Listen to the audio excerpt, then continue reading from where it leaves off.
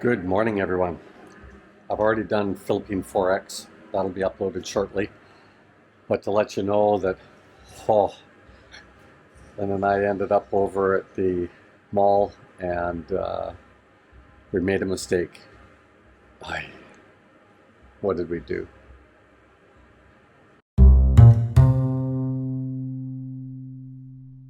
What did we do? We both bought salad, 5, 10, 15, 20. At least that's how they used to yell it on the street in Angeles. Anyway, we bought some yesterday, and I think the classic thing, there's no dates on a lot of this stuff. And it had milk in it, and I'll bet you dollars to donuts that milk or that product had probably been there for a couple of days, and they don't cycle this stuff well enough in some cases. Anyway, I had the dry heaves from both ends, guys, and I'm still trying to get food into my stomach, but I'm still far too nauseous. Still doing a little bit of the brat diet, just a little bit of banana, a little bit to get some of that potassium back in. I was getting cramps last night, and of course, I got to get some magnesium in me too, because cramping and magnesium are tied up as well. Anyway, Lynn recovered quicker than I did. But she was, this particular case, you know how Filipinos are?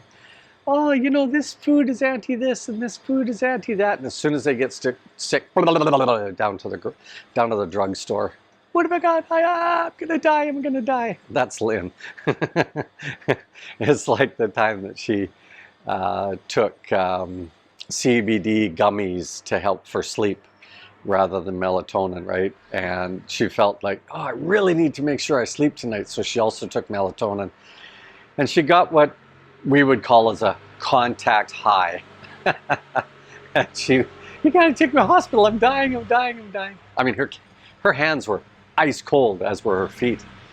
Anyway, I got her some warm water and rolled over and went, Anyway, when you've experienced it before, you know how to get through it, but when you haven't, oh my goodness. Anyway, so suffice to say is Lynn didn't need any pharmaceuticals. The most I've been doing is some activated charcoal, which is time tested and true from ages ago. Lynn and I made up our own activated charcoal and from trees that we know have not been sprayed, etc., etc.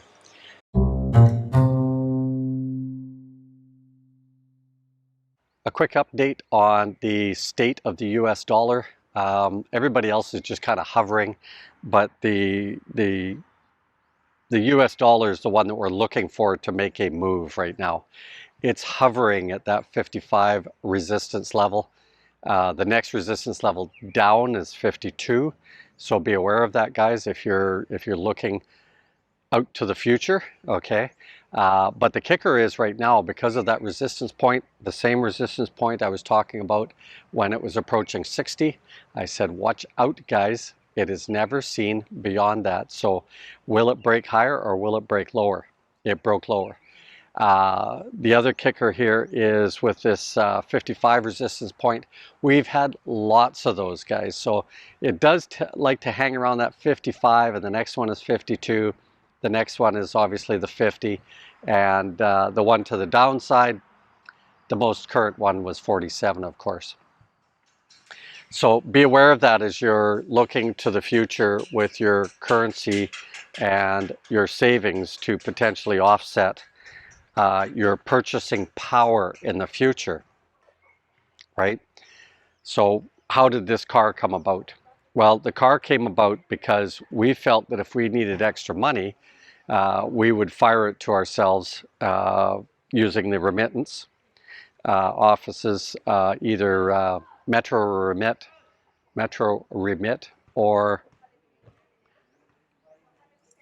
no. Anyway, the other one is an app that a lot of people are using called Remitly. We aren't really set up to do that because of how Lynn and I are living our lives. The ability to be away from Canada and send money, we got to dial that in a little bit more. We also found out that HSBC Bank is also in Canada, and they have 2 offices here. One is in Cebu. So we are going to look into that deeper as well. It's always going to come down to our best bang for buck on the Forex rates.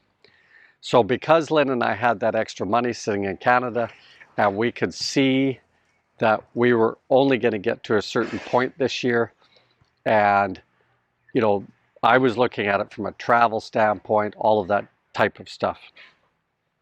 But as that rate for Canada kept hitting around 43, I kept saying, we've got to transfer this money now. This is good, hard-earned money at 43.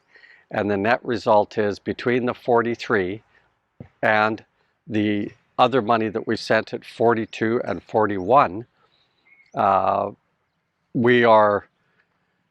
43 money bought the car, or it bought us roughly another year in the Philippines without having to transfer any money here. So we always look at our money that way. We always work with our thresholds, and any money that's above it, we save it for. Anyway, there we go. Okay, that's it for Philippine Forex. Have a great day, and later, Gators.